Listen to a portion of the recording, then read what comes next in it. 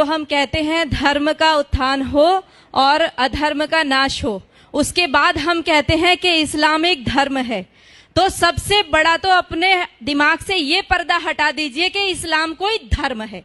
ये बिल्कुल शुद्ध एक राजनैतिक आंदोलन है जो कि अरब से चला है और पूरे उसमें घूम रहा है। वो राजनीतिक सत्ता को प्राप्त करने के लिए कुछ भी कर सकते हैं। दूसरी बात मैं आपको ये कहना चाहती हूँ, देखिए हर मुसलमान जो है अपने आप को आदर्श मानता है कि मोहम्मद को, वो अपने आगे मोहम्मद लिखता भी है, तो वो मोहम्मद जैसा बनना चाहता है। मैं आपसे बस ये विनती करती हूँ कि आप एक बार मोहम्मद का चरित्र जरूर पढ़ें। जैसे हम रामायण को पढ़ाने के लिए कहते हैं ना, वैसे आप सबसे विनती है कुरान को पढ़िए और मोहम्मद के चरित्र को पढ़िए। ये पढ़ना बहुत जरूरी हो गया है। राम को पढ़िए और उसको पढ़िए। लोगों को प्रेरणा कीजिए कि कुरान जरूर पढ़ें। अपने बच्चों को अरबी सिखाइए। उनके लेटर, मैं नजीबाबाद से आ रही हूँ, लगातार अरबी में लिखा हुआ है, समझ ही नहीं आता क्या लिखा हुआ है, क्या इसमें पढ़ाया जा रहा है। जिस देश में 3 लाख से ज्यादा मदरसे चल रहे हो, जिस देश में 2 लाख से ज्यादा मस्जिदें विद्यमान हो, उनमें तैयारी क्या हो रही है। दिन रात बोल रहे ला इलाहा इल्लल्लाह, 5 बार बोलते हैं, 5 बार नमाज पढ़ी जाती है और शुरुआत इसी से करते हैं कि कोई नहीं है, ला माने नहीं है कोई भी अल्लाह के जैसा, और मोहम्मदुर रसूलुल्लाह अर्थात मोहम्मद ही उस अल्लाह का रसूल है। इन 2 के अलावा और किसी को हम पूजेंगे नहीं, मानेंगे नहीं। अब ये बता दो, जिस व्यक्ति को 5 बार लगातार यही बताया जा रहा हो, दिन में 5 बार जब बताया जाता हो, तो उसकी मेंटलिटी क्या बनेगी। वो सीधे आपके ऊपर तलवार लेकर के खड़ा होगा। और ये केवल, ये तो अजान है, नमाज अलग होती है, ये अजान है। आओ आओ, अपनी नींद को छोड़ करके आओ, बैठो यहाँ। उसके बाद एक मौलवी बोलता है, एक मौलवी के इशारे पर सब झुकते हैं, खड़े होते हैं। उसके बाद वो वहां पर आयतों का पाठ होता है, और आयतें हम क्या समझते हैं, जैसे हम मंदिर में घंटा बजाए आते हैं, वैसे उनकी नमाजें चल रही हैं। बिल्कुल गलत सोच है। वो नमाज इसीलिए पढ़ रहा है कि हमारा विनाश करना है। अगर हमारा विनाश करने के लिए कोई व्यक्ति दिन में 5 बार तैयारी करता हो और हर पड़ोसी तैयारी कर रहा हो 5 बार, और हमारी नींद ना खुले, तो याद रखो कि हमने अपना रिमोट कंट्रोल उनके हाथों में दे दिया है। उनको प्रॉब्लम हमारी गाय से नहीं है, उनको प्रॉब्लम हमारी माताओं बहनों से भी नहीं है, उनको प्रॉब्लम है केवल हमारे अस्तित्व से। जब तक एक भी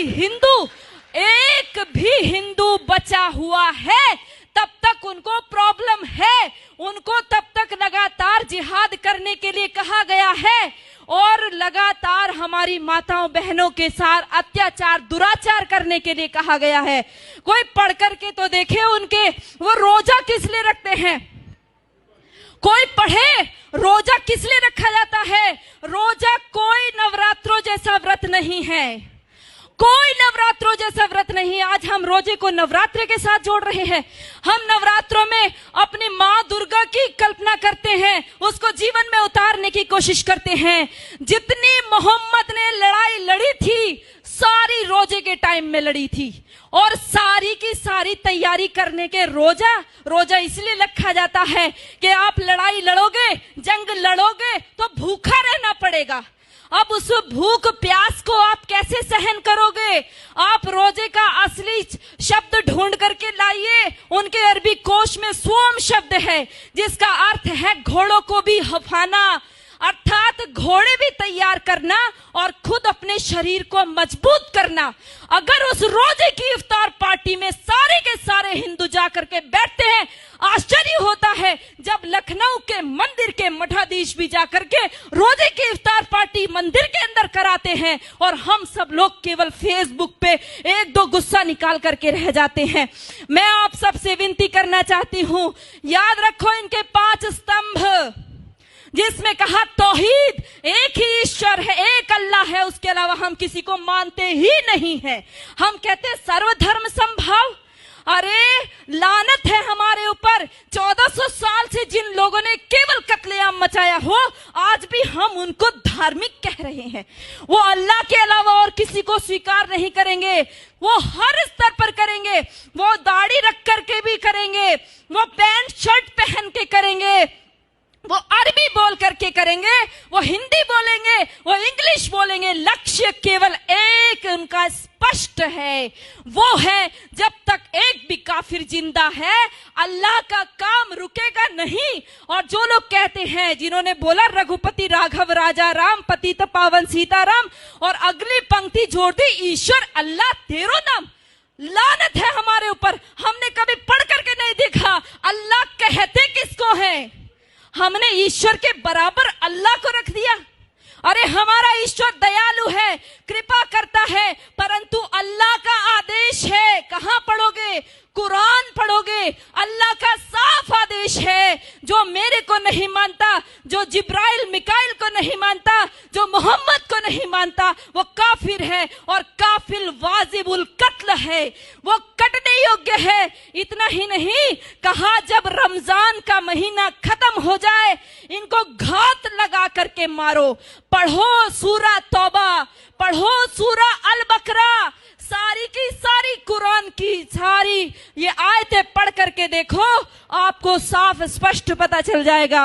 हम सोचते हैं कि उनकी हज यात्रा, हम सोचते हैं उनकी हज यात्रा हमारी अमरनाथ यात्रा जैसी है। अरे पढ़ो भाइयों, यदि उनकी हज यात्रा हमारी अमरनाथ जैसी होती तो वहां पर सब लोग जा सकते थे, केवल मुसलमान ही क्यों जाते हैं? आज उनके ऊपर वो वहां से हमारे भाई पैसा भेजते हैं और वहां से वो अपनी सभ्यता को भेजते हैं। उनको कोई एम्बेसी में राजदूत भेजने की आवश्यकता नहीं है कि भारत में आप हमारे अरबी कल्चर का प्रचार कीजिए। ये सारे बढ़ाए हुए दाढ़ी, ये सारे ऊंचा पजामा और नीचा कुर्ता पहन करके सारे वहां से सीख करके आते हैं और अपने आप यहाँ पर आकर के सिखाते हैं। याद रखो, मिटेगा ये धर्म और आबरू भी जाएगी, तुम्हारे नाम से दुनिया को शर्म आएगी। यदि आज नहीं जागे तो कोई हमारे बचाने वाला नहीं है। ये नमाज खिलाफत का मिनी ट्रायल है। ये नमाज इसलिए कहता है कि एक खलीफा बैठाएंगे और उसका राज चलेगा। ये पहले भी हमारा देश आजादी के लिए जूझ रहा था और सारा मुस्लिम जगत खलीफा के लिए जूझ रहा था। इतिहास पढ़ करके देखो, मालाबार में जो युद्ध हुआ, हमारे लोग जो मारे गए वहां की महिलाओं के साथ, क्योंकि खिलाफत आंदोलन फेल हो गया। टर्की में खलीफा था, उसकी खलीफाई चली गई, खलीफा छोड़ करके इंग्लैंड भाग गया। वहां से इनको गुस्सा आया, आक्रोश हमारे हिंदू माताओं बहनों के ऊपर निकाला। वो जो लेडी रीडिंग को पत्र लिखा था हमारी हिंदू महिलाओं ने, कभी पढ़कर देखो, उन्होंने लिखा हमारी कितनी दुर्दशा हुई है। हमारे सामने हमारे बच्चों को, दूध मुहे बच्चों को भाले की नोक पर उछाल करके ऊपर टांग दिया गया। हमारी बेटियों माताओं के साथ में बलात्कार हुए। एक एक माता का बलात्कार करने के लिए 10-10 जिहादी थे और वो 10-10 जिहादी के बीच में फंसी हुई महिला ये सोच रही थी किसके लिए दुख मनाऊं, अपने बेटे के लिए या मेरे शरीर के लिए, किसके लिए रोएंगे। दर्द को भी दर्द आएगा, वो ऐसी भयंकर स्थिति है। और ये केवल एक आकस्मिक घटनाएं नहीं है, ये सब ऊपर से सिखाया हुआ है। भाइयों, आप सब लोग जो फेसबुक पे इसको रिकॉर्ड कर रहे हैं या अपने मोबाइल में रिकॉर्ड कर रहे हैं, ये मोबाइल में रिकॉर्ड करने की चीज नहीं है, दिल में रिकॉर्ड कीजिए। इसको अपनी बहनों को, माताओं, बेटियों, बच्चों को बताइए। नीति कृष्ण कहता है, नीति का अवलंब ले पहचान शत्रु प्रहार को। कृष्ण का आदेश सुन गुंजा दे गांडीव की टंकार को। ऐ पार्थ चादर तान कर सोता रहेगा कब तलक, तू उठ जरा निज शौर्य का परिचय करा संसार को। तो उठ जरा निज शौर्य का परिचय करा। धन्यवाद।